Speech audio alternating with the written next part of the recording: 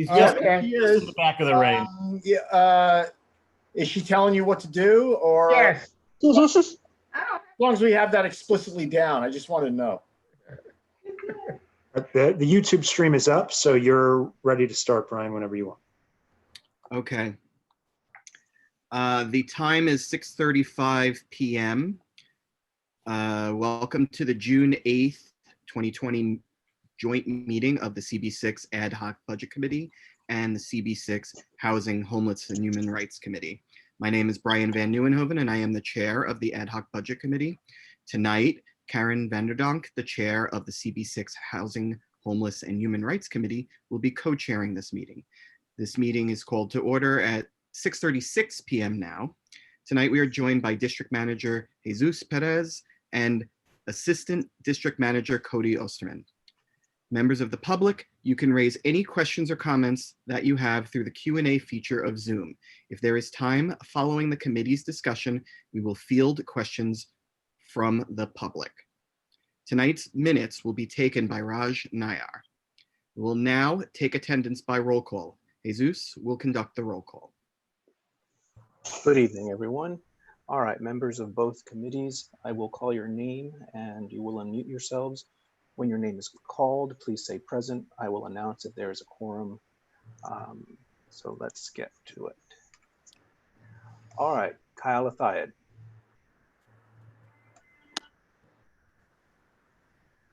Kyle Athiad. Joan Berenbaum. Present. Thank you. Claire Brennan. Present. Thank you. Kathleen Kelly. Kathleen Kelly. Abigail Kruzmark. Present. Thank you. Richard Mintz. Present. Thank you. Karen Moore. Karen Moore. Corinne Vanderdonk. Present. Thank you. Claude L. Winfield. Present. Thank you. Jeff Zellen. Jeff Zellen. All right. Brian Van Nieuwenhoven. Present. Jim Collins. Yes, here. Rick Eggers. Here. Paige Judge. Paige Judge. Here. All right. Thank you, Paige. Reshma Patel. Here. Thank you. Jean Santoro. Here. Thank you. Ava Marie Lassiter. Ava Marie Lassiter. Andrew Gross. Present. Thank you. Raj Nair. Was that Raj I heard? Okay. Yes, he did. Sorry, I can't see the screen right now. I've got, I'll just wave. all right, thank you. Matt Roberts. Present. All right, thank you. All right, so for budget, quorum is 5 and we have met that. And for housing, quorum is 7 and we have met that. So we have quorum for both committees. Okay. The agenda for tonight's meeting was distributed ahead of time by the board office and appears on the screen before you. Let me just make sure I'm reading. I got to go back to meeting in my full Zoom. Yes, there's the agenda. Very good.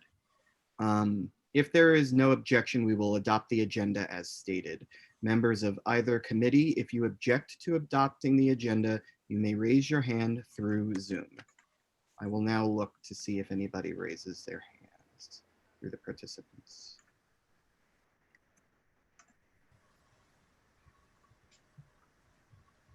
Last call for any objections to the agenda. The agenda is now adopted. The minutes from the May 11th ad hoc budget committee meeting were distributed ahead of time by the board office, were posted publicly on the website, and appear before you on the screen. Let me just double check that those are getting posted right now. We won't conclude the vote on this, but I'll continue to lead in. If there is no objection, we will adopt the May 11th minutes. Ad hoc budget committee members, if you object to adopting the minutes, you may raise your hand through Zoom. Do we have the minutes to post on the screen? Sorry, 1 second. I Okay, had them and they were. we'll wait till the minutes are posted before we poll the committee on this.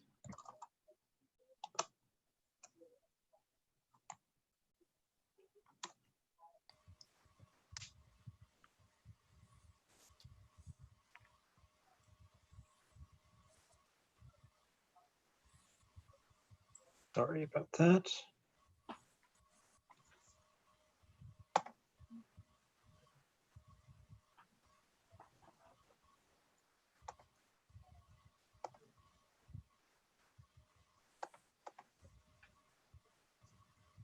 Okay, there it is.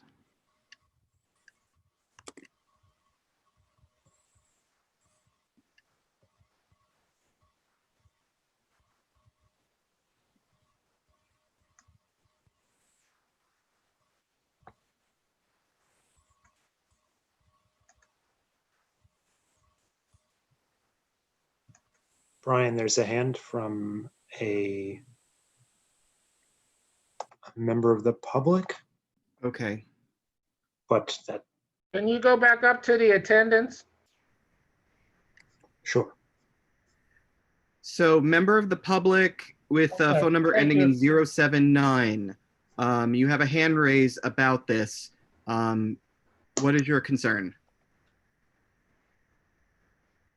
Hello, can you hear Yes, me? I can hear you. This is Eva Lassiter. I am a member of the ad hoc committee. You couldn't hear me during attendance, and I'm present. Okay, we'll mark that. All right, then. That's all I had to say at this point. Thank you. Thank you, Ava. Thank you. Okay. Now that the minutes have been displayed, please raise your hand in the chat or in the participants if you have any objection to adopting the minutes as distributed.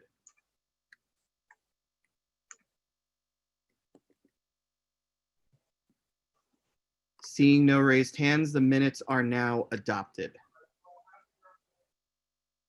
They will soon be available on the CBC. Brian? Jim has his hand up. Yeah, I'm sorry, Brian. I couldn't find the thing to do it properly. I would like additional time to review those minutes, please, when they get distributed. I'm happy to go along with it now, but reserve the right to reconsider once once we have more time to look them over. Thank you. Okay.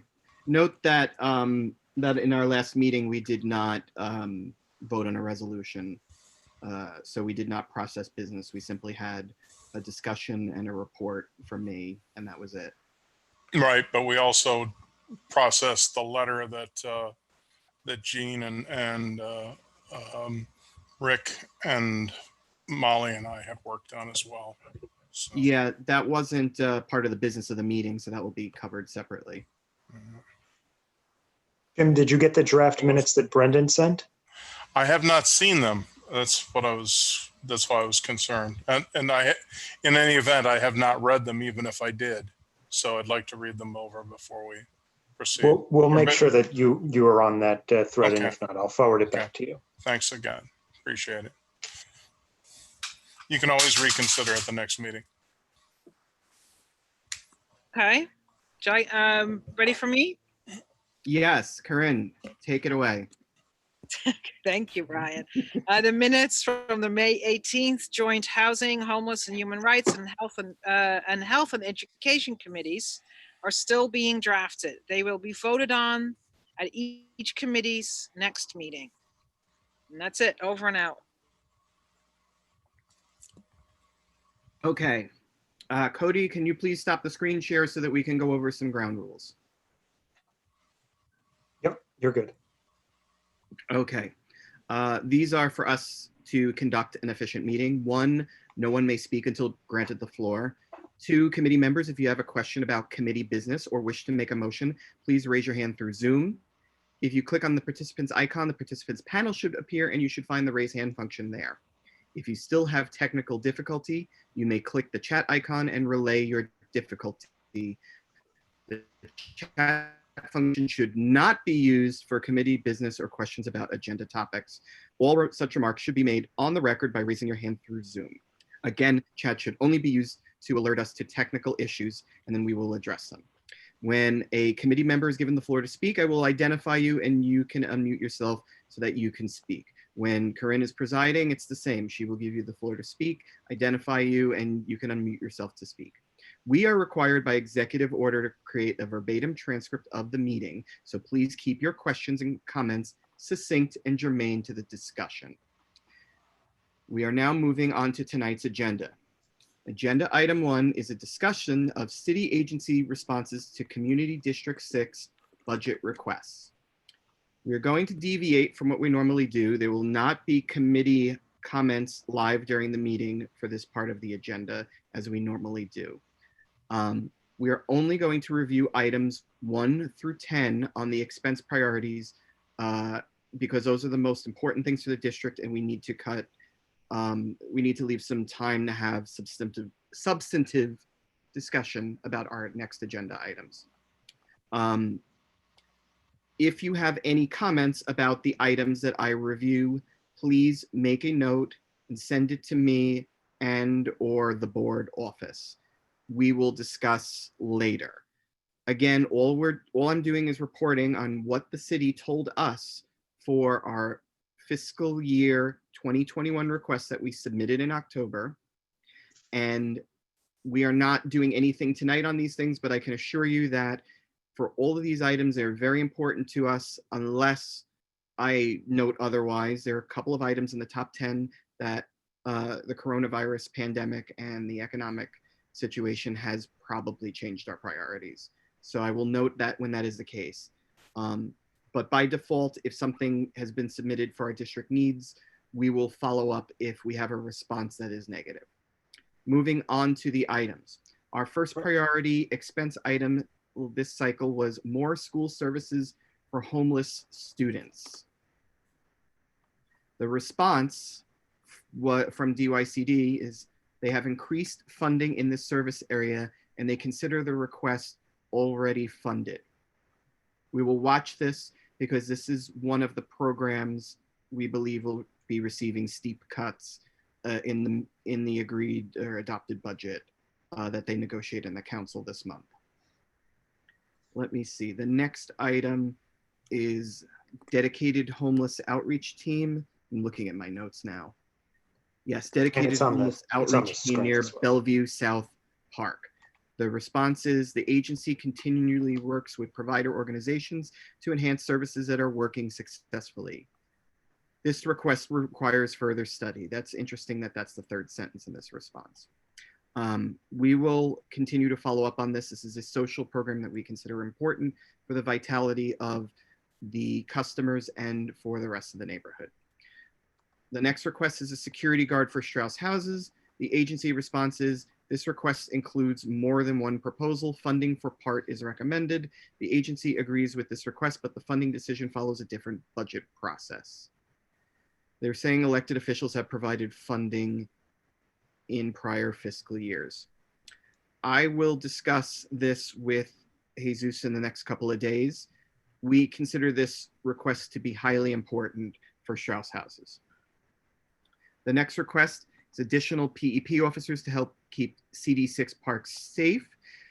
Our response is that Parks Department funds are insufficient for this purpose. We recommend this request be brought to the attention of your council members. We will also follow that advice and follow up separately. Note that the nature of this request for the fiscal year may have changed a little bit because of access to particular parks because of the pandemic. The next item is hire more staff for parks in CD6. It is a similar response from the Parks Agency. If you haven't followed along with our community board for a while, note that it is a constant that our priorities for parks are very difficult to fund through the parks budget, which is not sufficiently funded.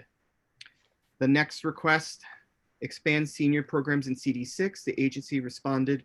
Current year response, DFTA continues to advocate for seniors and senior related issues on all levels. This request requires further study. To me, I translate that as we don't have a plan or a budget for this, and we will continue fighting for this. This has been of critical importance to us since before I joined the board. The next item is a budget increase for community boards. The agency response was that the community boards receive funding from the city council in fiscal year 20. The city council will make a decision on whether to reallocate funding.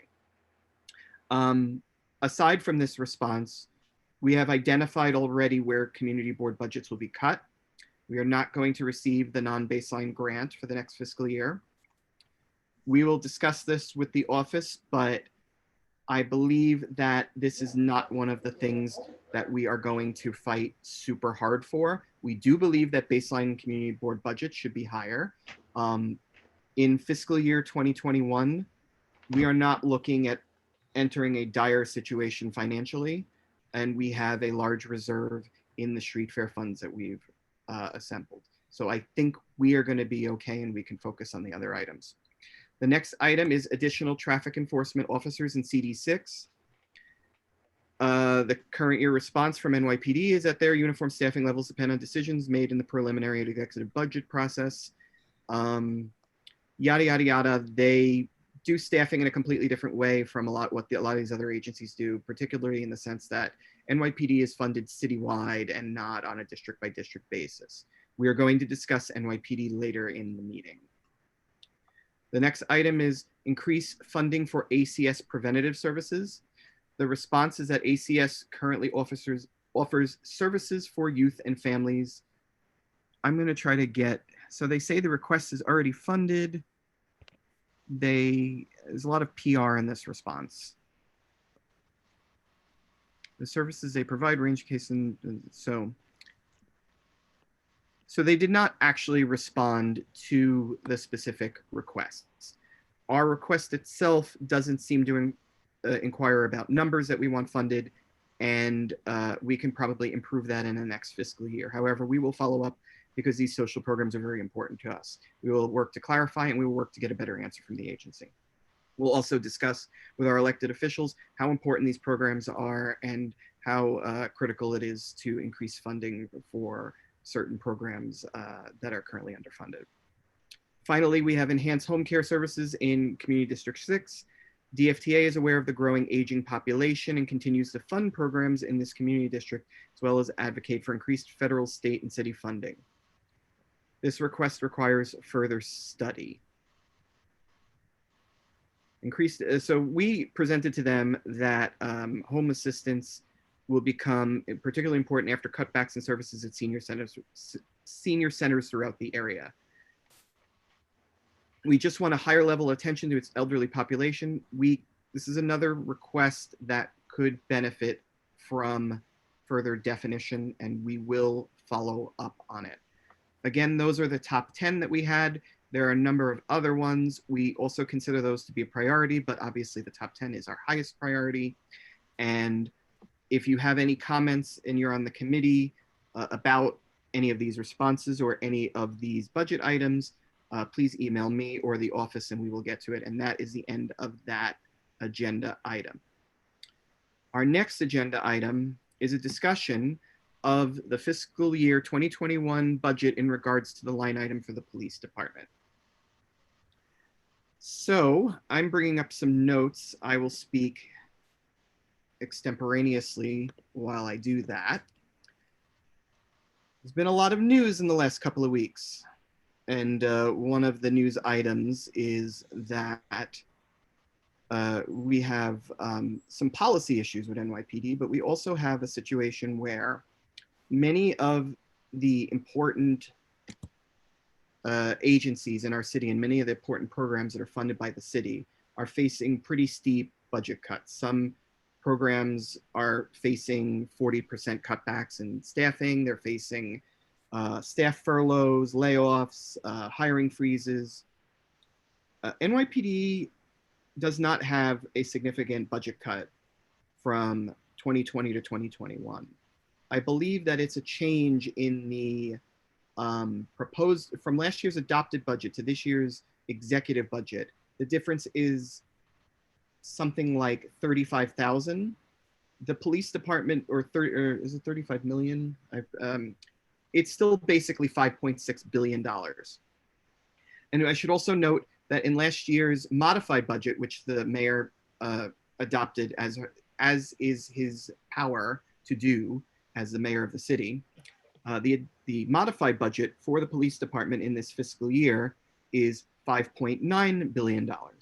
So we are spending $6 billion a year on our police department.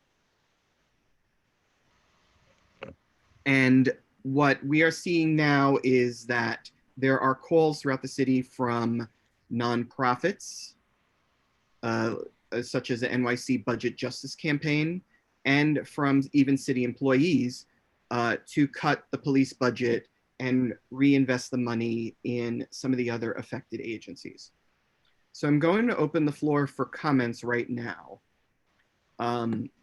But the magic figure that seems to be going around with a lot of outsiders is $1 billion. $1 billion would be a 16% cut in the NYPD budget. If the police budget were to be cut $1 billion and end up at about 4.6 billion, that's about the level it was in fiscal year 2014, which was the last fiscal year of the Bloomberg administration. I think in that era in the city, we handled crime and services quite well. Since then, we've hired an additional 1,000 police officers. We maintain an active police academy. We constantly have a stream of attrition through retirements. We also have a backlog of disciplined officers who are waiting decisions from the city, and certain decisions seem to have been reported in the news as taking inordinately long to act on police misconduct. There may be possible reallocations. There might be a potential expense and budget cuts. One thing that I know about this is that I don't feel, this is my personal feeling, I have not seen an open discussion from the department or from the political groups surrounding the department about what can be offered as cuts. And so I feel like we don't have a lot of transparency in that. There's also the situation where many people who report on the police department talk about some of the programs as not being very, as being opaque, not having a lot of transparency. The city is spending money on surveillance programs and other initiatives that it prefers to keep quiet. We can discuss whether that fits the principles of what a local police department should do. And if there is money involved in such activities, it could be cut and reassigned to other entities that operate law enforcement in the city, which include FBI, CIA, state troopers, National Guard, etc. Note that we have not had any recent problems that require us to seem to require surveillance and counterterrorism services, although we still think that physical protection of the city and its facilities is very important. And so I see that Jim has his hand raised. You can speak. Yeah, Brian, or Chairman, I saw the letter that Comptroller Stringer has sent to the mayor. I don't know if everyone has seen that or not. Has that been shared among the group?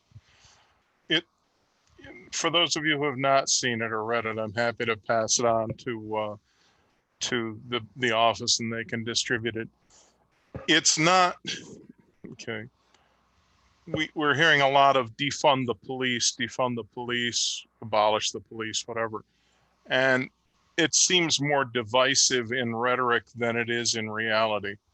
The reality is that what Comptroller Stringer is proposing, and I will remind all of you that I'm the Republican conservative on this panel. No, there's one more of you. Oh, there is? Yes. Okay, well, you're gonna out him or no? But in any event, I will not out him or her. okay.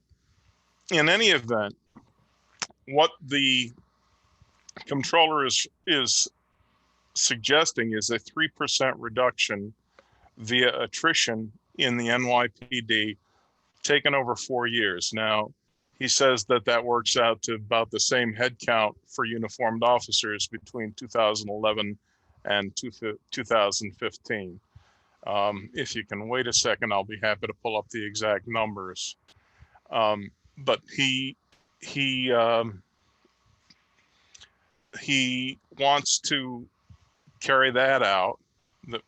That's the first limitation. And I think that's the majority of it, over 4 years. There is another proposal to alter the useful lives or assumed useful lives of NYPD rolling stock and to make some additional cuts to IT services. Those are that basically is the $1 billion that he's talking about cutting. Okay. But it should be noted. It is much more rhetorical in terms of he also wants the mayor himself, and this is not the mayor's job. This is the corporation council's job to address the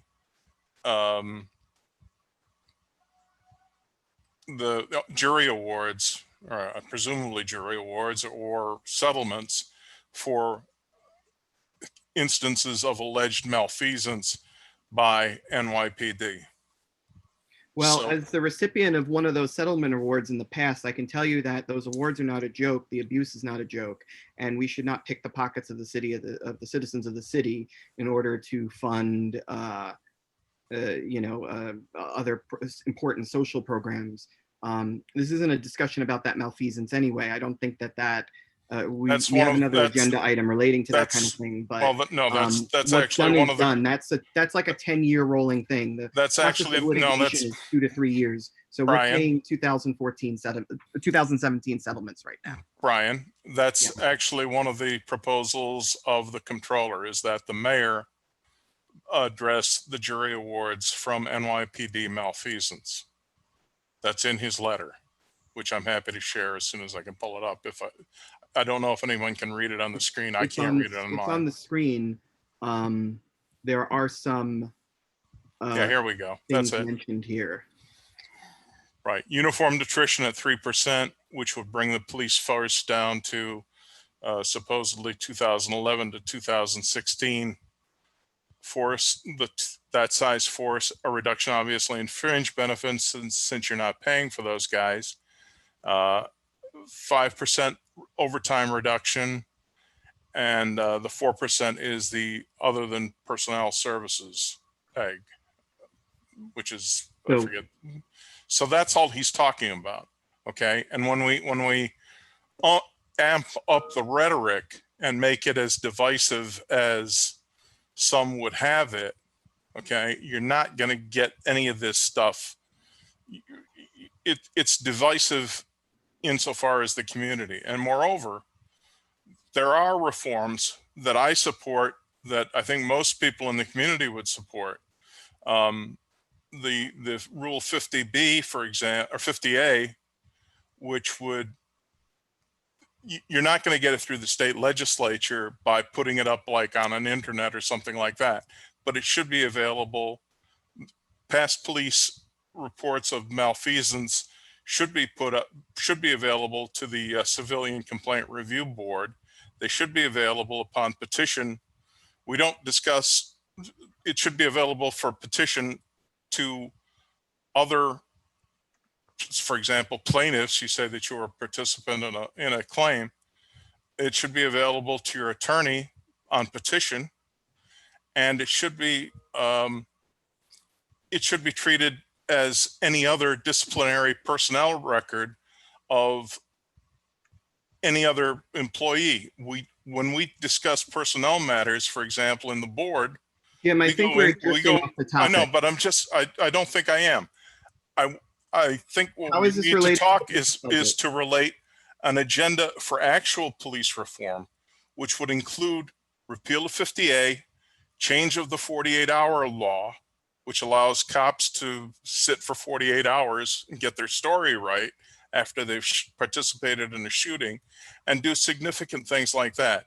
I think this emotive, the resolution as I read it, is more emotive than it is substantive, and I think that we should redress it. We should I just have one modify it. question for you before we move on to the next Mhm. speaker. You mentioned the word divisive.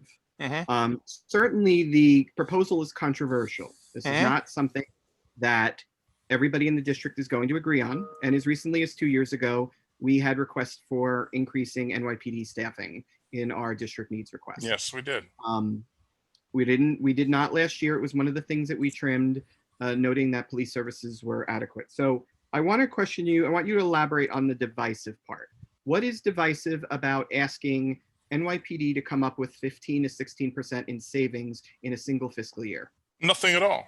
And that's not what I was indicating. What I was indicating was that this catchphrase, defund the police, is divisive. Not only is it divisive, but it says to residents and it says to small business owners as a headline, oh God, I got to get out of the city because they're going to cut the police force. Totally. That's Jim, that's Can we that's what recognize people are beginning to Corinne? think. Yeah, okay. Can you I will recognize yield to Corinne? Corinne. Jim, I appreciate your support of exactly what Scott Stringer is proposing, and I do absolutely agree that, you know, once you say defund police, what does that actually mean? And if somebody isn't willing to or able to kind of dive into that, there could definitely be this kind of like backlash to that particular phrase. Now, as the you know, housing and homeless chair, you know, I actually think that what Scott Stringer is proposing isn't even far enough. So much of what the police does is not in their purview.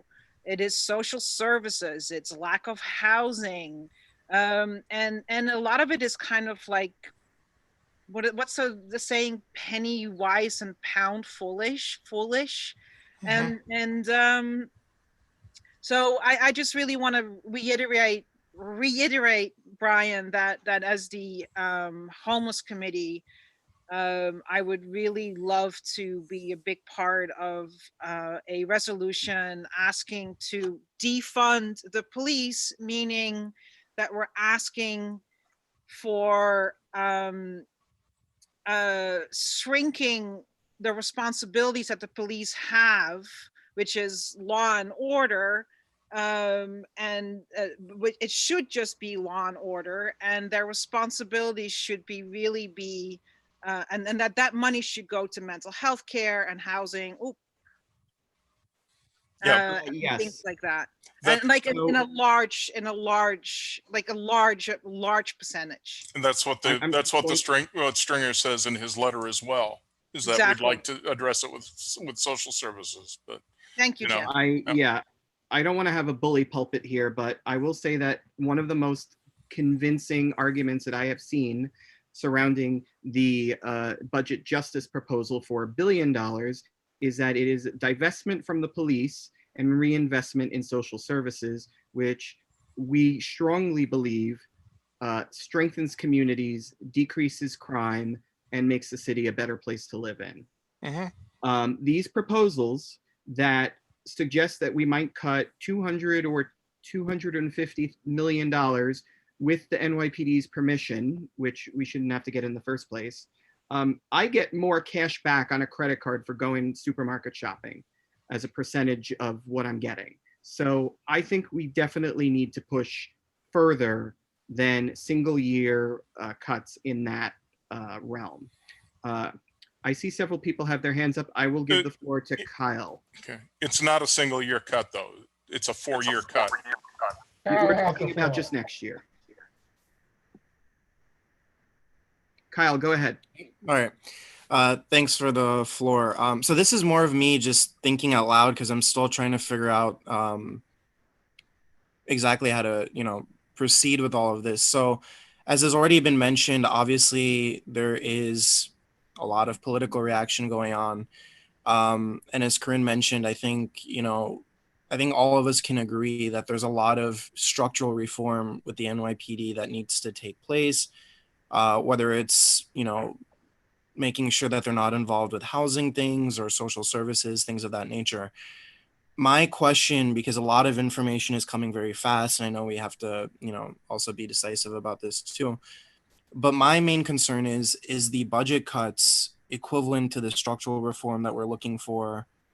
What is lost based on the budget cuts, especially when our dish, because I feel like sometimes our district is very strange in terms of our relationship with the police. In many cases we say we need to increase the amount of police. We saw the attack on the nurse a couple of weeks ago in our district, and at the same time we're relatively, compared to the rest of the city, not as in need of a police presence, but the decisions that we're making does affect the rest of the city as well. So I'm just here to learn more, to get more information. I don't know if a part of the process would be to actually get more hearings or town halls or something on the police to actually get rid of that opaqueness and that curtain and kind of reveal more about where dollars are going and what is actually being done with it. Because at the same time, I don't want to have, negative repercussions of not, protecting the city at the same time. So I'm, wondering, is the budget cuts the structural reform that, all of us are looking for, or is it, getting more to a tangible punitive action because of everything that's going on too? So that's just me thinking out loud. I want to learn more about that. But I just want to put that out there as well as we think about how we want to proceed with that. Kyle, those are very good thoughts. I want to clarify that we have a third agenda item coming up after the second one, in which we are going to discuss much of what you were talking about. And I'm trying to keep the budget piece separate on that. We're discussing now about a potential resolution to suggest and override our earlier sentiments that essentially a divestment and reinvestment strategy for the police budget, since that's not forthcoming from the mayor in his executive budget. I think it's so easy to confuse the two. And I think that if we were attempting to fully divest from the police department with a $0 budget, then we would be talking about how budget would implement structural reform. But I don't think that that is a thing that we are going to reach tonight. And I think that, seeing the lead of some of these other activists, as I was saying, the $1 billion suggestion is about 16% of their budget. Attrition, pausing new hiring and recruitment, and decreasing the number of recruits, equipment cost-saving measures in the upcoming year, potential salary cuts, temporary salary cuts, and or furloughs or anything of that nature. This might all easily add up to 15 or 16%, which is why I think that, we're talking about it from a purely budgetary perspective. This is less than we're asking other agencies to cut from a percentage standpoint. And so if we discuss it openly like that, before we have a motion to adopt a reso, wanted to find out if anybody, had an opinion that that the police budget is exactly where it needs to be, and that none of these measures are possible. We're just throwing a lot of stuff out there, but we're not going to resolve to tell the city to do any one specific thing. We're going to tell the city that politically, we want you to find the $1 billion in that budget. We want you to reinvest it in these other agencies, because these other agencies are important to us too. The other side of this coin is that they're going to absolutely fully defund the summer youth program, employment program. They're going to take money out of education. They're going to take money out of social services. That is what the status quo is. It's divestment from social services and from social good in the city. We need a different strategy. I see Gene has his hand raised. I recognize you. You have the floor. Gene, are you there? I think you're still muted, Gene.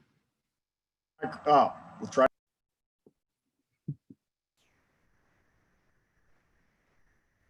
Where did you go? Oh, hold on. I'll ask to unmute you. Okay, hold on. He unmuted himself, but then he muted himself back. No, well, I did it 3 times because the first time I was unmuted, it didn't work. Anyways, it working now? We're all good? Yes. We can hear you. Good. First, I wanted to speak in support of what Corinne said. I mean, at basis, it's really not that complicated. The argument is that one reason that the cops' budget should be cut is because they're doing too many things that cops shouldn't be doing, including providing social services in all kinds of ways that they're not trained to do. And de Blasio has been exceptionally good at piling on more of that onto NYPD instead of finding other solutions. So that's one of the Occam's razors things that we can use to cut through some of this stuff. And the second thing is, just as a benchmark of how out of control that budget is, parks, which is a particular favorite of mine, even though I'm no longer on the committee, the mayor has proposed cutting more than 10 times the amount of money from the parks budget than he has from the police department budget. The police department budget is more than 10 times the size of parks budget. Do the arithmetic. What do we need now? Parks, especially now in the post-COVID era, or more cops? And the short answer is fairly easy, okay? Thanks. Thank you, Gene. Thank you. Looking at the panel, see who else has. Matt Roberts, you are recognized. All right, thanks, Brian. Yeah, I just wanted to kind of echo some of the other sentiments going on. Obviously, I work with one of the precincts in the district closely, and I will say that they are stretched very thin across a various, a plethora of different responsibilities, and there's certainly an opportunity to pull back on some of those responsibilities. But that being said, the whole city budget is problematic in the sense that there's no money coming in, so everything's going to have to be cut to some degree. I don't know what the right number is, but there's certainly a lot that takes place within the scope of the police department. But I would also point out that past 10, 11 days or so, we've had thousands and thousands of people on the streets protesting. Who has to be out there every time there's a protest? The police department, and in big numbers, to the point where they're working 12-hour tours basically, and sometimes more. So, as we say, cut the budget, think about all the activities that we look at on a daily basis, whether it's protests, parades, special events. There's a police detail assigned to just about everything that we do across the city. So keep that in mind. Obviously, there's room for cutbacks. I don't know what the right number is, but I think it's a much bigger conversation. Okay, just want to ask you a quick question about this. As I noted earlier, the last year's approved budget that went through the mayor and the council was 5.6 billion. The adjusted budget was 5.9 billion. So that indicates the sort of power and flexibility that the mayor has to actually ramp up spending if he feels it appropriate through the course of the year. He has that power, and it kind of goes by a little bit unnoticed. I'm sure it'll be under much more scrutiny this year. But that said, for something like the protests, I get the feeling that it's not like a baseline city activity, that is instead something that is, event-based, one-off, not scheduled. My feeling is that the police budget should be a matter of, the approved budget should have a baseline figure, not a whole lot of margin in it to address the unknown that the police department then can reallocate in case nothing happens and work estimates are under what's projected.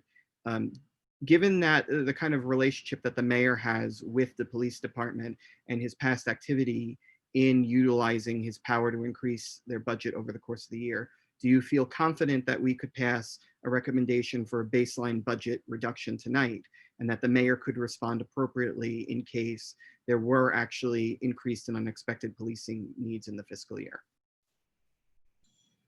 I mean, yeah, I mean, that's an interesting question. I mean, because a lot of what happens within the police department can't be planned for.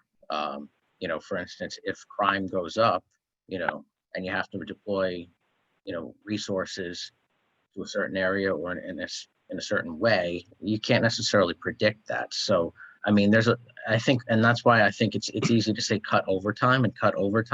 But a lot of the overtime is not planned for. It's for all of these unexpected events. So I from a baseline budget, you know, I'm not really sure what the right numbers are, but there's certainly there's very little, you know, that's planned for within the police department as far as what they end up doing.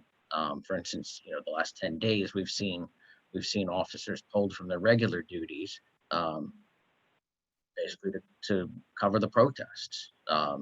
And those are big numbers. So you're not only are you racking up overtime, you're pulling resources from other things that, you know, from basic, you know, whether it's homelessness, whether it's traffic, whether it's lower level crime, they're being pulled from all different areas. So I really don't know what the right answer to your question is, unfortunately.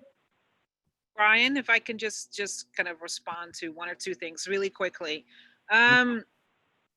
And thank you everyone for your input. I mean, Kyle, you know, you brought up a great point, you know, with the ACS. But you know, the problem about the ACS is that a lot of the children that are pulled from ACS and that end up walking around our neighborhood, the older teenagers, you know, that's all poverty and housing related. And it really shouldn't even get to the point where we need to have police officers trying to contain behavior that's been caused by just poverty and trauma. And you know, just and to that point, for example, HPD gets 19 cents for every $1 that the NYPD gets. And it's just, you know, the numbers need to be switched. Again, you know, the police department should be going after an armed robber and not much else. Anyway, so that's my 2 cents again. So, oh, did I just get muted? No, we can still hear you. Oh, okay, it just said mute on my computer. Anyway, and that will be it. Shall we move on soon to 3? Where are we? I just want to call one more person. Andrew Gross has his hand raised. Andrew, you have the floor. Hi, and apologies. Actually, I was listening. I had to get up for a few minutes, something urgent, so I may have missed a few things. Again, I'm sorry, but I just wanted to add to the conversation that I really feel that, and I've spent a lot of time, you know, working with law enforcement in my, you know, professional life, and I just feel like when we talk about the budget of law enforcement, that one of the things we really have to do is include them in the discussion. I don't know if it was mentioned before, but I really feel like as we look at this issue, it's important to have the voices of whether it's the local precinct or others sitting with us and being able to ask them the questions directly. I think it's hard for us to judge without them being privy to that conversation or being able to respond to us directly. It's quite a complex. Your budget is quite complex, and that's basically it. My thing on that is that the mayor did not afford any of the other agencies facing such cuts to have the same opportunity for feedback before he issued those cuts in his executive budget. We are simply looking to balance how a necessary spending reduction by the city in the upcoming fiscal year will be a little bit more evenly divided than the initial proposal. Brian, you have two members of the public as well. If you 2 members of the public, yes. I think Ava has her hand raised. I will give her. Right, actually, again, I'm a public member. I'm not a member of the public.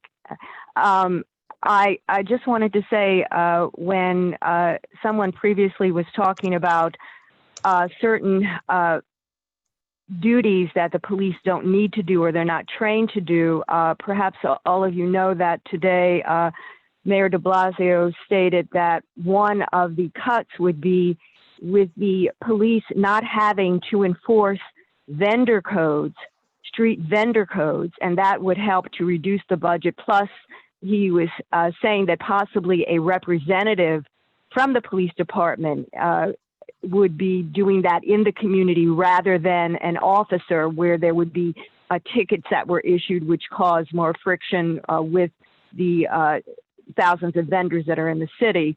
So that he is beginning to look at certain functions that the police might not have to do to cut the budget. So I just wanted to know if anyone else had seen his report today, and if that would be in line with what you're thinking about in terms of what should be cut, as the person before me said, in terms of duties that the police really don't have to do or are really not trained to do.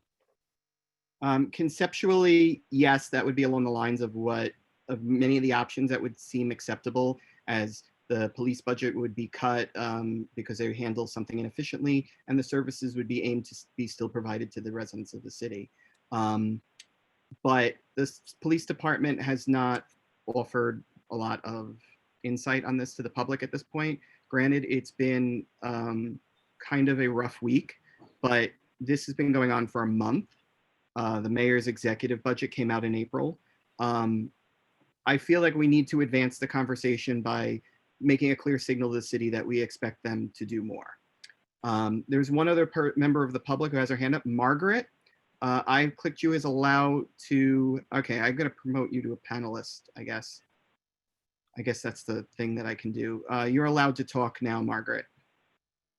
Hold on, let me unmute you. Okay, you have the floor, Margaret. Thanks, Brian, and thanks to everyone for your service on the community board.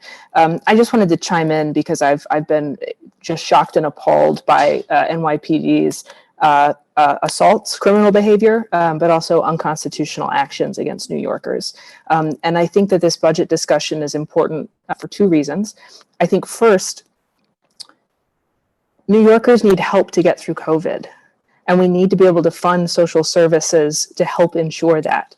So that's important in and of its own, to make sure that these cuts are not, that any particular part of the city that is arguably not as needed isn't included in those cuts. But the second reason, which I think is perhaps more fundamental and I think will last for years, is that there needs to be significant overhaul of NYPD so that the people we pay as taxpayers and citizens to enforce the law and respect constitutional rights know what the law is and what those rights are, and that we can trust them to do that.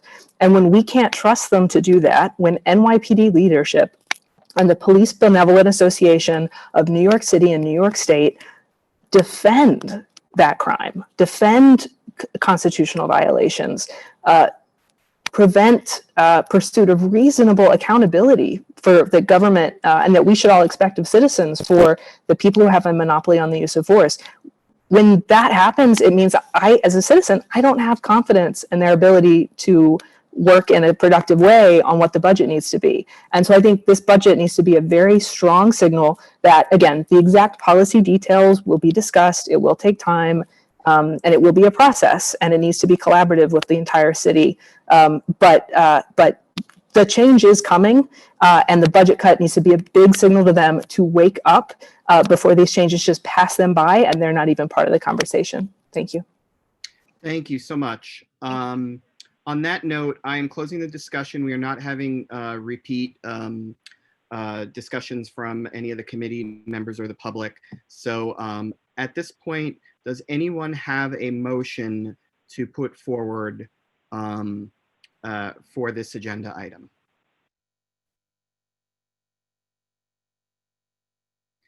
If you have a motion to put forward, please raise your hand.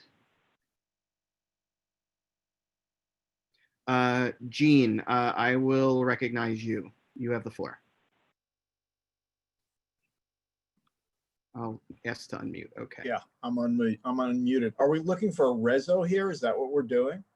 I think the idea is we are looking for a reso that we can bring to full board on Wednesday and say we resolve that our request is for divestment and reinvestment. Reallocation. I would like to have an NYPD, X and Y on that.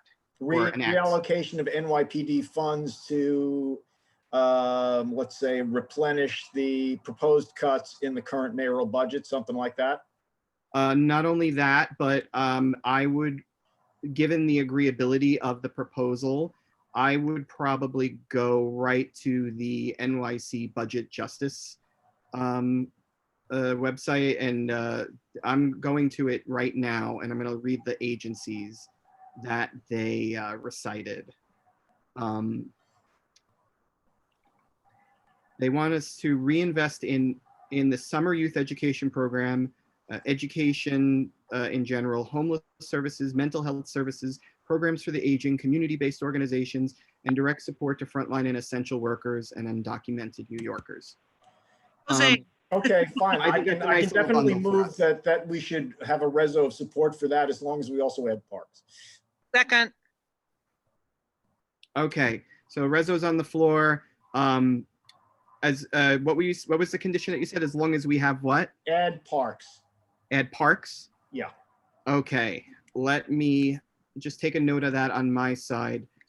Do you were you proposing in your reso that you wanted to name a number for what the suggested reduction would be, given that different organizations are suggesting different numbers at this time? $1 billion plus. Can I suggest a 25%? You can suggest. Okay, it. hold on one second. I'm going to start us off at Jean's suggestion of 1 billion. Corinne, do you want to, Corinne,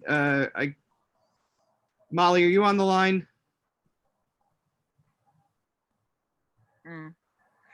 Here, I'll ask to unmute Molly because I have a procedural question. Sorry, yes, I'm here. I'm on like by phone and I'm having a bad connection at my house, so. I just as a procedural question to confirm, can Corinne make a motion to amend a proposal on the floor? Yes, but is there a resolution? Yes, we have a motion from Jean to create a resolution. Divestment of $1 billion from the NYPD and invested in summer youth education program, education, homeless services, mental health services, programs for the aging, community-based organizations, direct support to frontline essential workers, undocumented New Yorkers, and parks. So, and Corinne wants to just amend that. It's already been created. There's a resolution that's been. There's a motion on the floor and we haven't voted on it yet. And Corinne is making a motion to increase it to 25% of the NYPD budget. Has that been seconded? Sorry, I'm like having bad connection issues. The motion to amend has not been seconded, but we, if anybody wants to second that, please raise your hand. I'm going to ask Rick to unmute. Are you seconding it? I think he has comments. No, I'm not seconding it. Okay. But I think Rick wanted to speak though. Are you? Sorry. Yeah, but I'll wait till the appropriate time. I mean, there's other stuff being taken care of here. Brian, can I comment on this?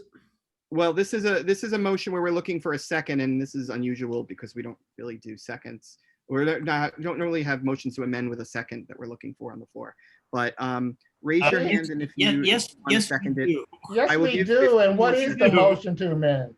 If there's a motion to amend, it must be seconded. So it must be seconded. We also don't have live yet. The original motion to amend, as opposed to the $1 billion or so initial proposal, which is about 16% of the police department budget, to up that to 25%. That's Corinne's motion to amend, if I understand it right. Which is roughly about 1.7 billion. Yes. Okay, the procedure is that now, if there's a second to Corinne's motion, we discuss the amount. We don't discuss the substance of the resolution, and then we go back and discuss the substance of the resolution after we vote on the amendment. Correct. So Jim, just unmute yourself for 1 second. Why are you speaking to second the resolution, the amendment, or not?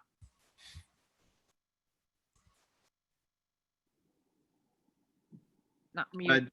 Yeah, Jim, unmute. It says unmute and it says mute. Okay.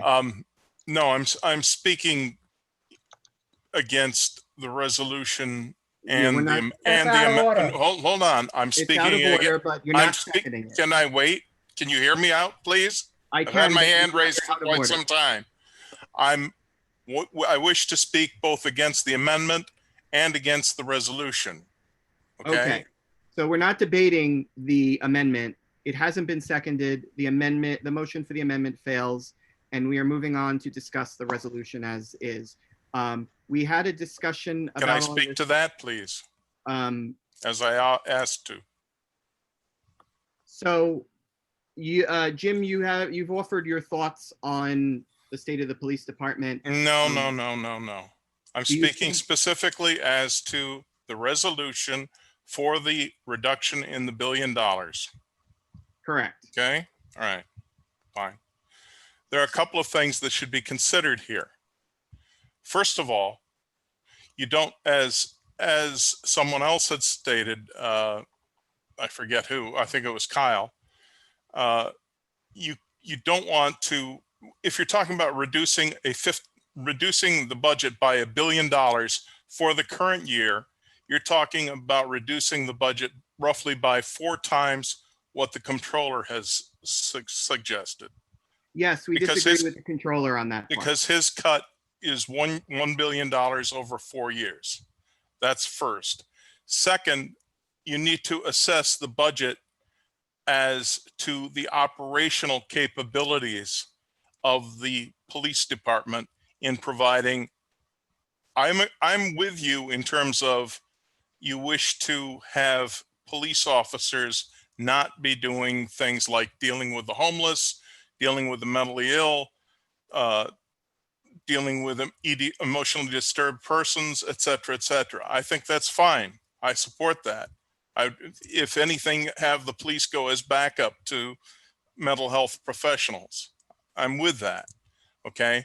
But in terms of providing a shift of police officers sufficient to cover 3 shifts of police officers for the city of New York over 24 hours, which is roughly about 10,000 people a day,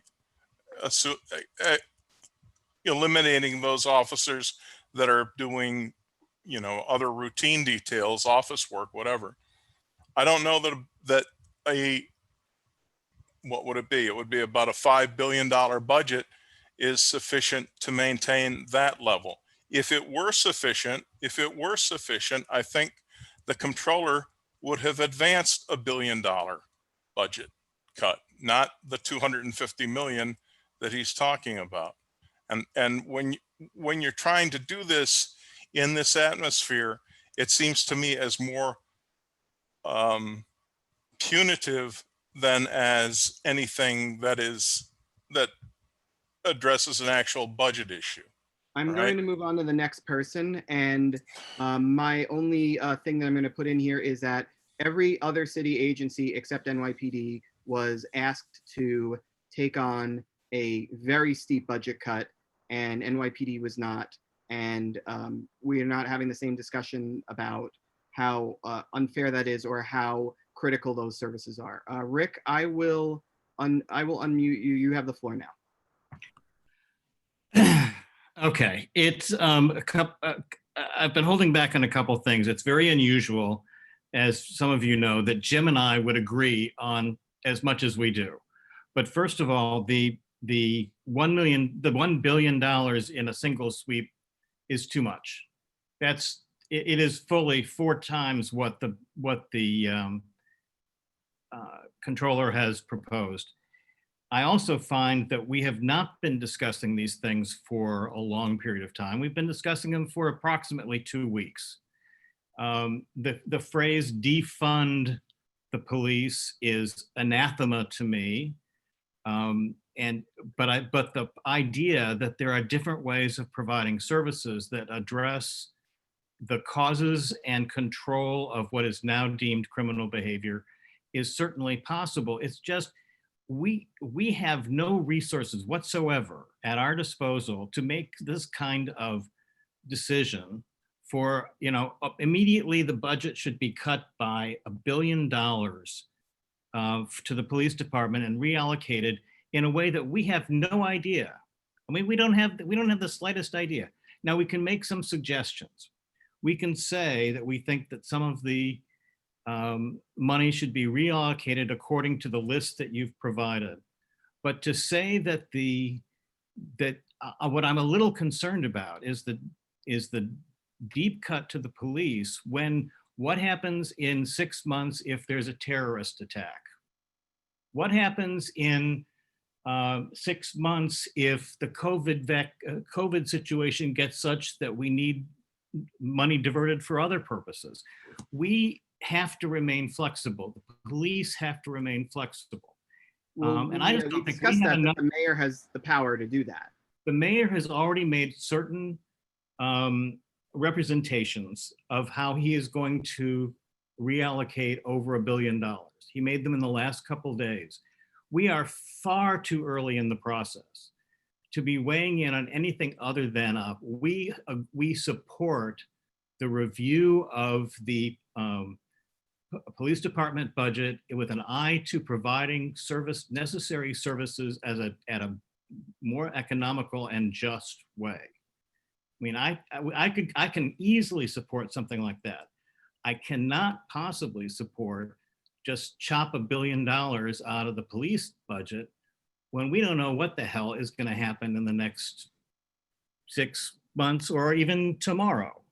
Right, but we can baseline based on what we think will happen, which is to say no big disasters, no normal police activity, a general sensible plan, and to reset it to a 2014 level that over 1,000 municipal employees seem to agree with, including certain employees of our local council members.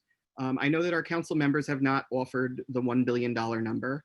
I have to be perfectly honest about that, but it's 16%. We can do 16%, we can do 10%, we can do 3%. The controller went with like 3%. We can do something different. The original proposal from our committee is $1 billion. Is there a number that we can agree on that we can get a resolution passed and go to the full board with it on Wednesday? I would just, I shouldn't drag on my participation here, but what is the rush? I mean, this issue has come up because of the demonstrations. It's a hot issue. It's a political issue. Well, it's to address the fiscal year 2021 budget, which the council is addressing this month. The budget starts July 1. And they haven't agreed on it yet. If you think anything is going to happen between now and July 1 of this magnitude, I think you're wrong. It's going to happen during PEG cuts. It's going to happen during the fiscal year when the adjustments are made to keep the budget in balance. And it's not going to happen. It's not going to happen between now and the end of the year. Just not. But that doesn't mean that we couldn't try to weigh in on a generality. I just would stay away from any hard and fast numbers. Well, I feel like 10% is in the realm of generality. Like other agencies are being asked to cut way more than that. 10% police cut still keeps us above the level of police expenses and staffing that we had in 2014. I think that there's a lot of rationality to zoom in on the level between 16 and 10%. Just as a matter of my own information on the numbers you're using from 2014, are those adjusted for inflation? Or is that the dollar amount? These are direct dollars. We've had low inflation in the interim years, but I would say inflation's been about the inflation level has been low. 20% maybe in the interim, 15%. On information.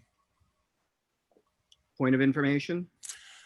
The controller is citing a force equal to a 2011. Point of information is for exactly. It is information. Can I ever finish with you, Brian? Will you ever let other people talk, or are you going to dominate the entire meeting? With respect. I've Go done. ahead, Dan. The point of Everybody who's raised their information, hand so the far. point of information was that the controller says he is reducing the budget of police officers from 2011 to 2016 levels. That assumes a 3% attrition rate over 4 years. All right. When you talk a 10% reduction in the budget in a single year, you have no idea what that means in terms of officer headcount. Okay, noted. I am giving Kyle the floor. All right, thank you, Brian.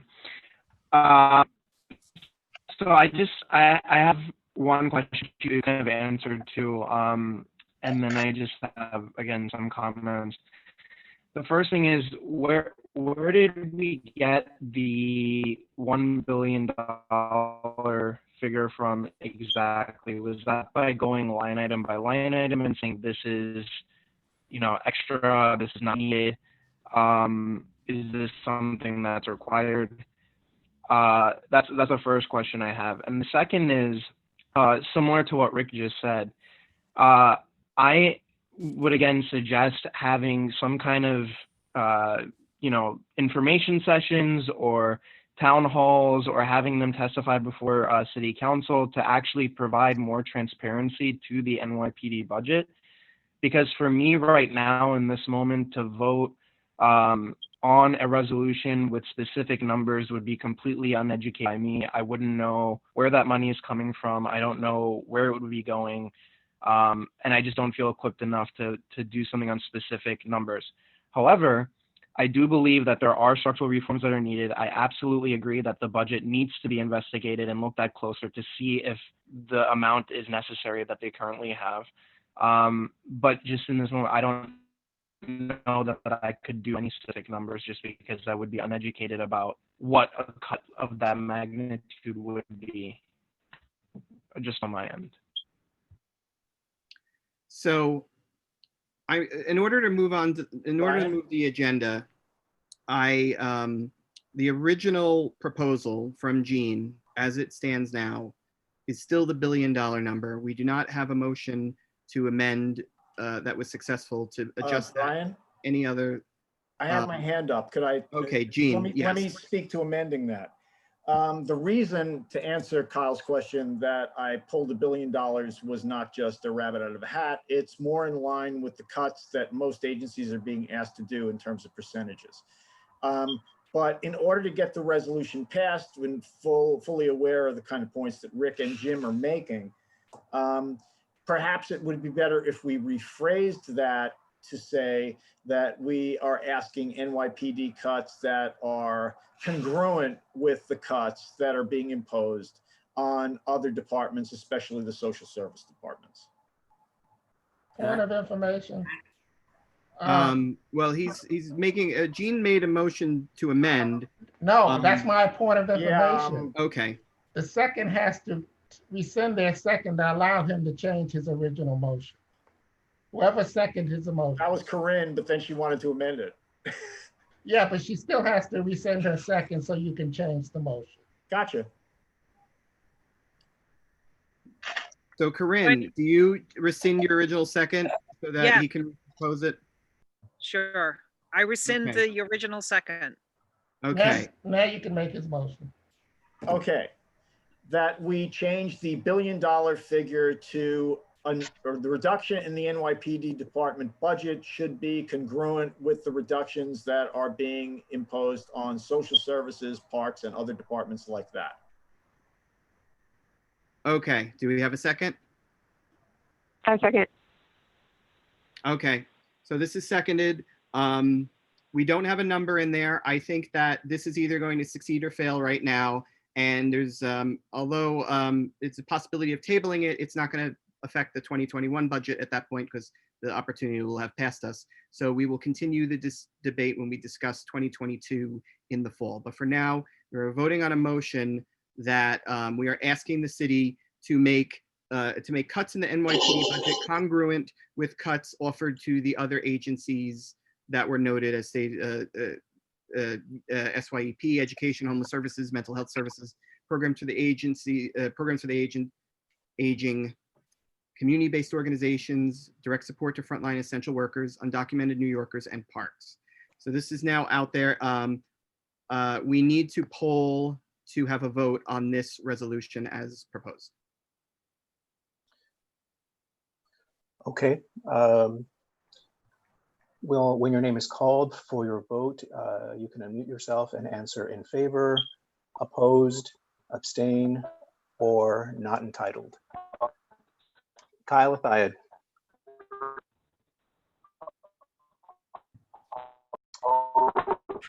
Kyle, we're having a little bit of trouble with you, hearing you.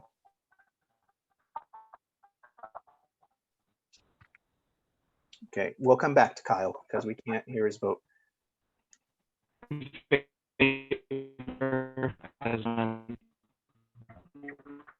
Kyle is mentioned in the chat that he's having technical problems. In favor is amended. Okay, all right then. Joan Barenbaum.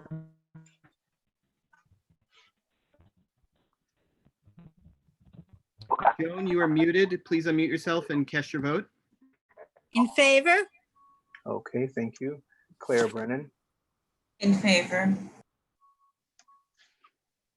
Kathleen Kelly, still not here. Abigail Cruzmark. In favor. Okay, thank you. Rich Mintz. In favor. Okay. Karen Moore doesn't appear to be here. Corinne Vanderdonk. In favor. Okay. Claude L. Winfield. Aye. Okay. Jeff Zellen does not appear to be here. Brian Van Nieuwenhoven. In favor. Okay. Jim Collins. In favor with reservations. Okay. Rick Eggers. It's You just shut yourself off. Try that again, now Rick. I'm back on. Abstain. Okay, abstain for Rick. Okay. Paige Judge. Hi, Paige. Can you unmute yourself? We'll try it for you. Okay. I abstain. Okay. All right. Reshma Patel. In favor. I just wanted to add that average inflation from 2014 to now has only been 1.65%, and the budget growth of 22% is considerable given that. Thank you, Reshma. All right. Gene Santoro. In favor. Okay. Ava Marie Lassiter.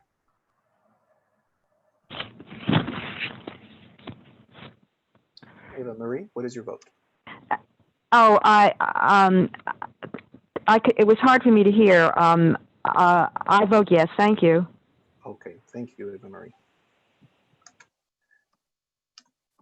Andrew Gross. Abstain. Okay, thank you. Raj Nair. In favor? Thank you. Matt Roberts. Abstain. Okay, with 13 in favor, no opposed, 4 abstentions, this motion carries. Thank you. We will now move the agenda. Corinne, it's all yours. Item number 3. Great. Thank you, Brian. I'm sorry, can I interrupt for a sec? What's going to happen now on that item? I mean, is somebody going to draft a resolution that we're going to vote on Wednesday? I'm going to draft a reso that we're going to vote on Wednesday. Okay. I'm willing to take feedback from the committee over email about whereases, and the resolved will be what we stated tonight. That means we'll see it Apologies. tomorrow. Will we see it tomorrow? I will try to circulate it as fast as possible. Thank you. Apologies, Corinne. Oh, no problem at all. So agenda item number 3,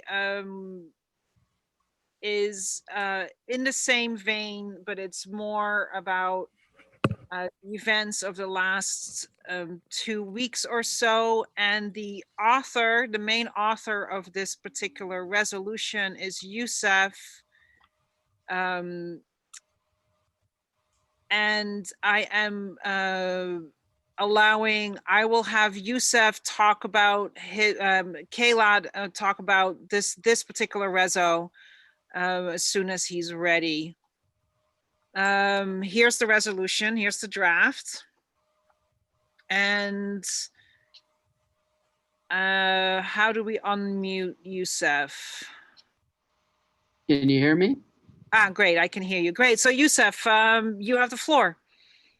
Yeah, well, thank you very much. Really appreciate you all making time. The resolution that is in front of you and that was linked in the chat box was a resolution intended to, frankly, I think, reaffirm a lot of basic things that our community board and our residents probably already believe to be true. The resolution is intended to also, I think, put Community Board 6 in a leadership position in a way that I think could be really impactful. And news of the resolution circulating has already, I think, created room for some of our local elected officials to maybe take stances that might have been more difficult previously. The resolution is basic, but is intended to do a couple of things. The first is it's intended to demonstrate support and solidarity for our most marginalized neighbors during this time, our Black and African American neighbors and residents. The second is it was intended to reaffirm our basic rights as residents who would like to hold our government accountable by protest, by peaceful assembly, by mobilization, and in that vein also support the safety, security, and freedom of movement of journalists, of essential workers. And the final piece is actually intended to really hone in on, how do we hold our local law enforcement officials accountable in a manner that that makes them more effective and also keeps our people safe. So the top half of it reaffirms a lot of, or rather states a lot of, I think, obvious statistics that, we probably know by heart at this point if we've been on social media recently with a local lens. It also, I think, grounds the need for this resolution, not just in, police violence as it's normally talked about, which is the unfortunate loss of life when a police officer clashes with someone that they're apprehending, but also lists the other unfortunate aspects of policing in New York City, which is, the constant aggravation by policies like stop and frisk, which have continued under this mayor, previous mayor. And so those are really the rough outlines. It also calls out some very practical things that we as a community, I think, would be wise for us to support, some of which are actually near the finish line, but could use this support. So things like forcing or pushing the mayor, our council members, and the leadership of the NYPD to focus less on policing protesters and in some sense supporting that freedom of assembly. It's a reminder that we have constitutionally mandated rights of free expression and assembly, regardless of what the tensions might be at the moment.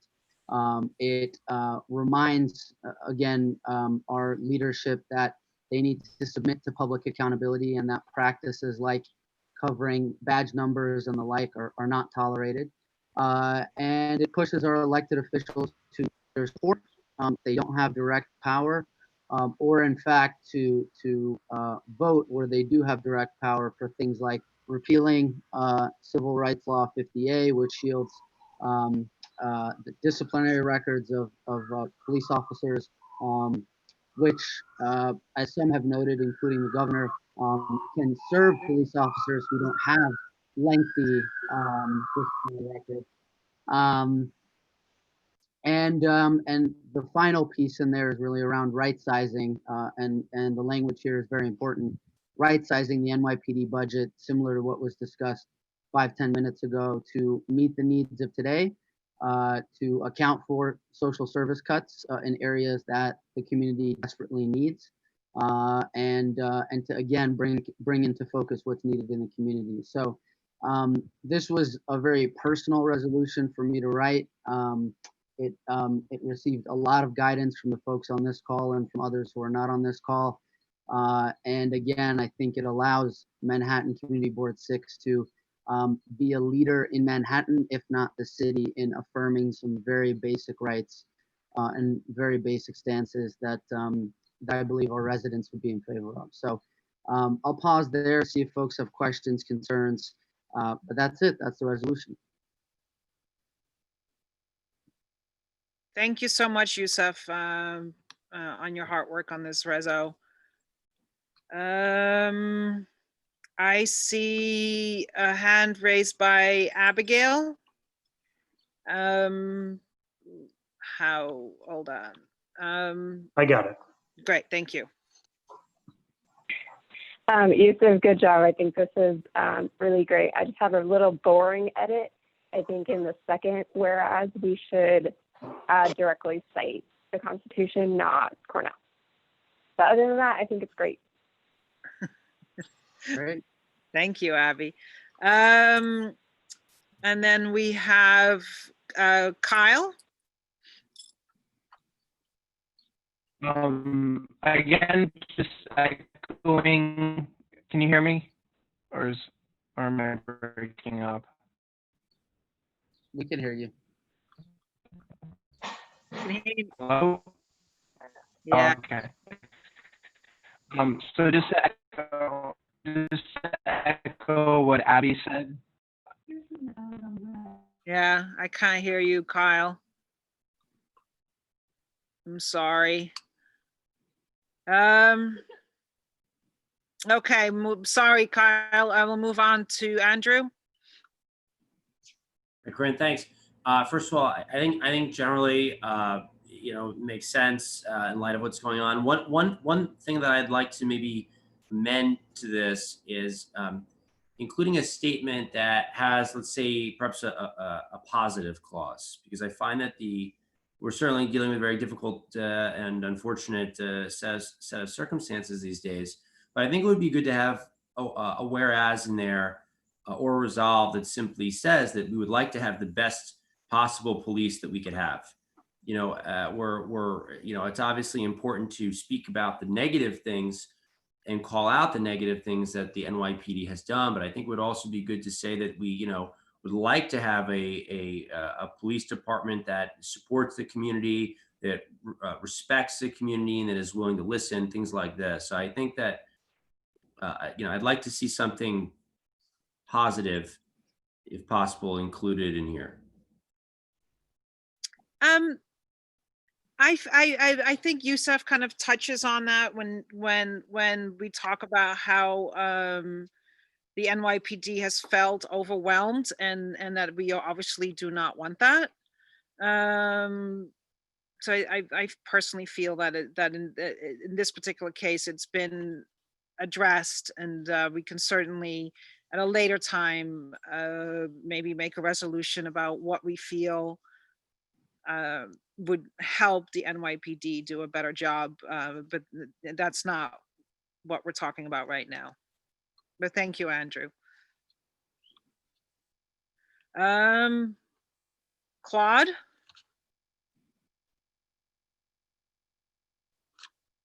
Claude is muted. Oh, no, I got it. A small suggestion. Hi, Claude. Yeah, in general, I'm not a big fan of capital letters.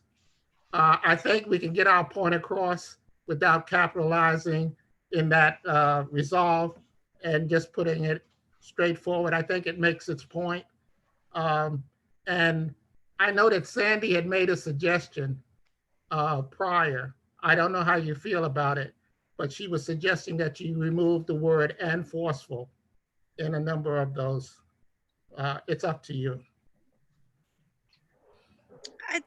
Youssef, I would strongly. Can we say strongly? Strongly, I think makes sense. I can make sure to make that edit. Great. So, and did we make the edit that Abby suggested already, where we are quoting the Constitution? Remind me specifically what the edit was entailing. It was the second whereas. Abby, can you chime in again?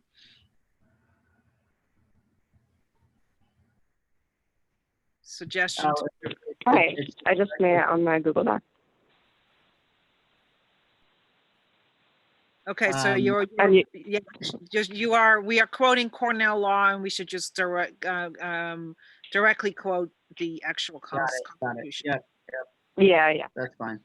And I think to Andrew's point, something can be added in the section of police being overwhelmed that I think indicates that will lead to greater mistakes and make them less effective. So I think to Andrew's point, I'll do that as well. Right. Jim. Jim, you need to unmute yourself.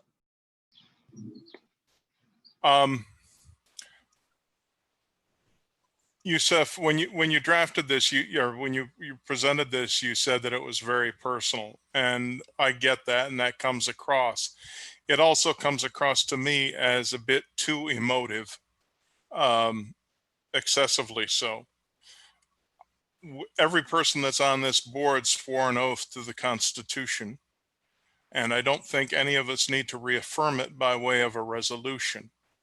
You also have some errors in here, citing, for example, that the police officers are covering their badge. If you look at the photo that you supported that with, each of those officers' badge numbers is attached to their helmet.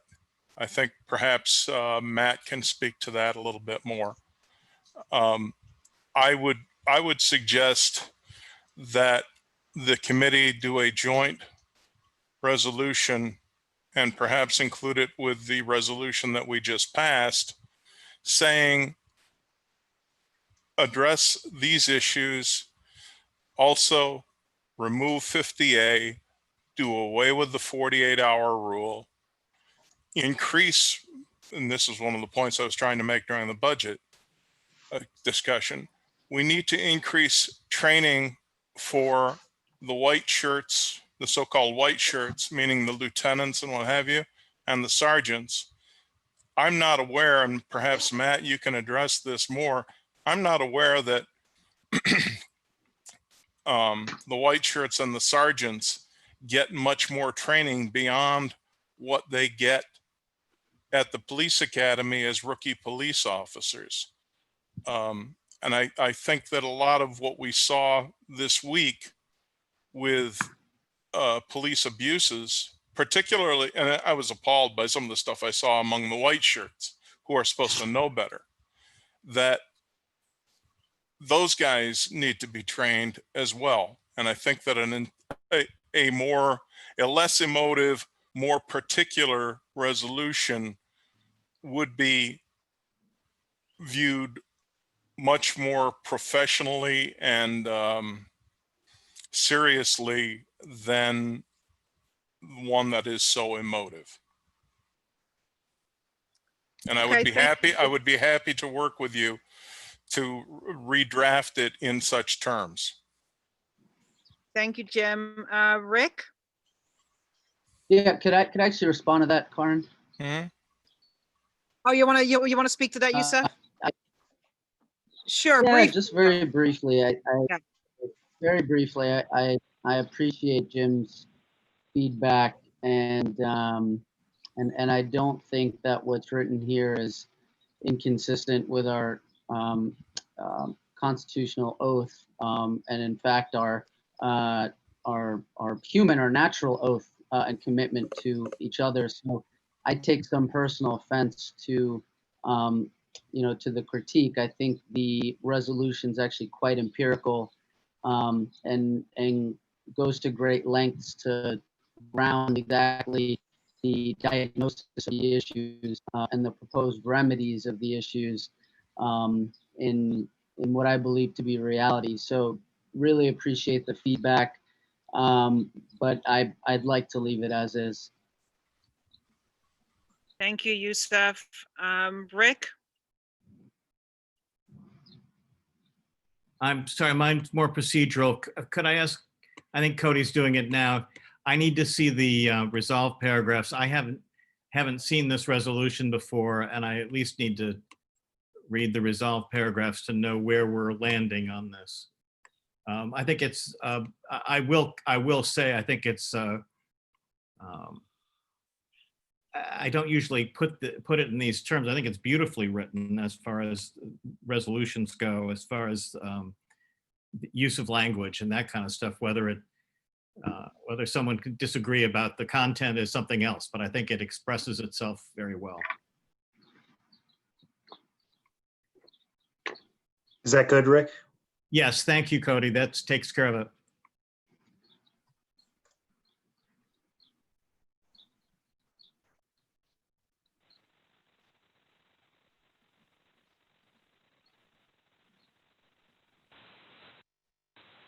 And I think Kyle joined.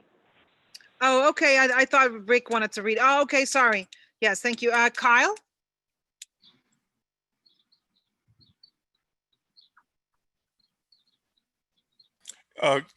Question for Yusuf in the meantime. Yusuf, or do you want to delete the question about police officers hiding their badge numbers?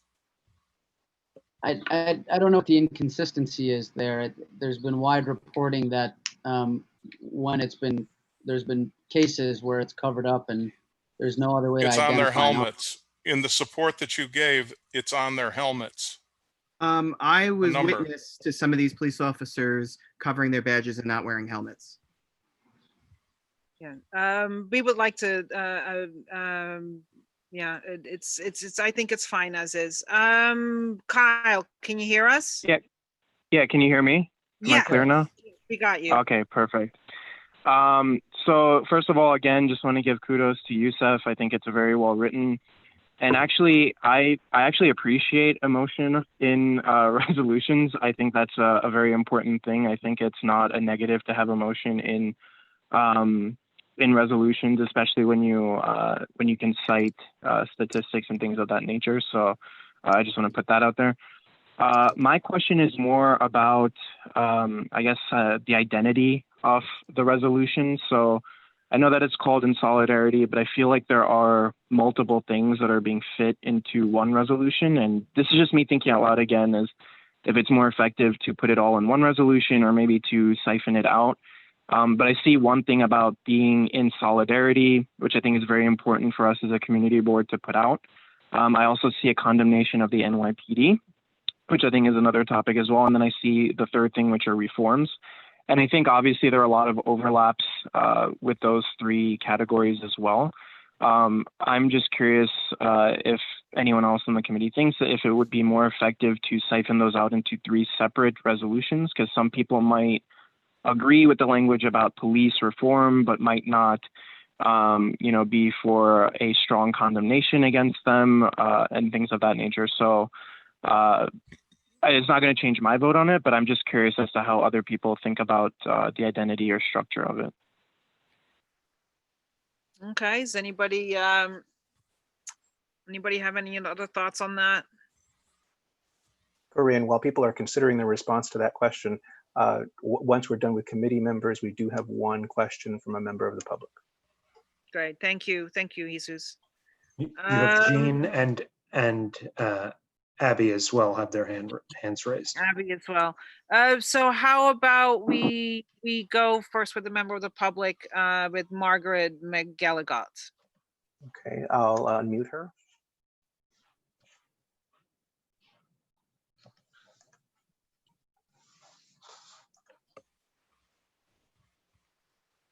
Thanks very much. I just wanted to thank Yusuf for this fantastic resolution, which I think is incredibly important for our neighborhood and our community, who can so frequently be perceived as the people that want to unequivocally, unconditionally support police. To really be very, very clear about what kind of community we would like to be, and what our values are and how we want to work to get there, because we're not there yet. So just thanks so much, and thanks to all of you for putting it together.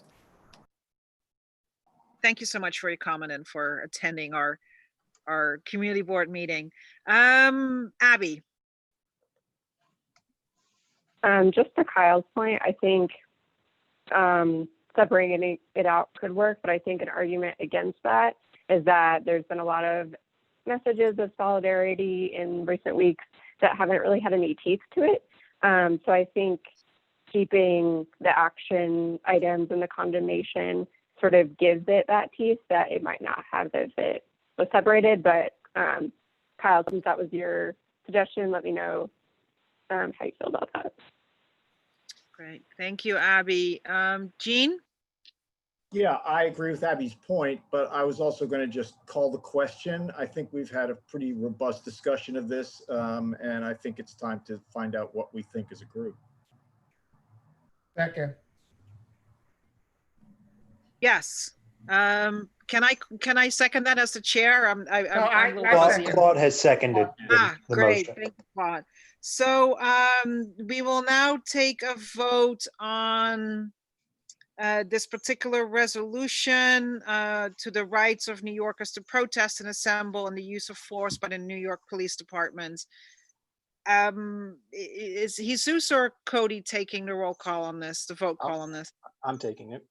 Great, thank you. All right, when your name is called for your vote, you can unmute yourself and answer in favor, opposed, abstain, or not entitled. Okay, Kyle Athiad. In favor. Thank you. Joan Barenbaum. In favor. Thank you. Claire Brennan. In favor. Thank you. Kathleen Kelly. Still not here. Abigail Cruzmark. In favor. Thank you. Rich Mintz. In favor. Thank you. Karen Moore. Still not here. Corinne Vanderdonk. In favor. Thank you. Claude L. Winfield. Aye. Thank you. Jeff Zellen. Still not here. Brian Van Nieuwenhoven. In favor. Thank you. Jim Collins. Abstain, too emotive for my taste. Thank you. Rick Eggers. In favor. Thank you. Paige Judge. Abstain. Okay, thank you. Reshma Patel. In favor. Thank you. Jean Santoro. In favor. Thank you. Eva Marie Lassiter.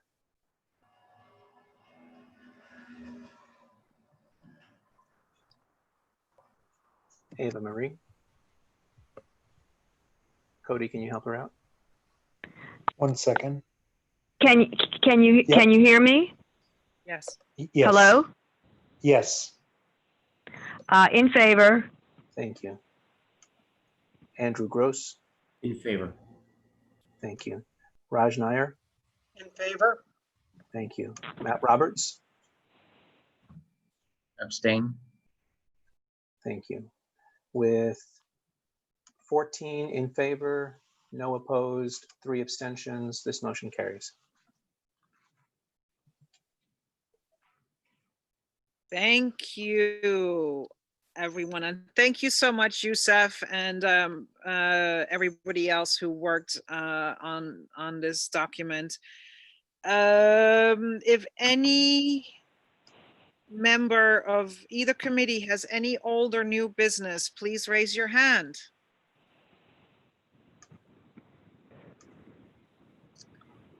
Scrolling for raised hands. None. I'm asking for a motion to adjourn. Second. Or so moved. Second. Seeing no further business, the meeting is adjourned at 8:19 p.m. p.m. Thank you. Thank you. Thank you. Thank you, everyone. Yep. Thank you. Thank you. Thank you.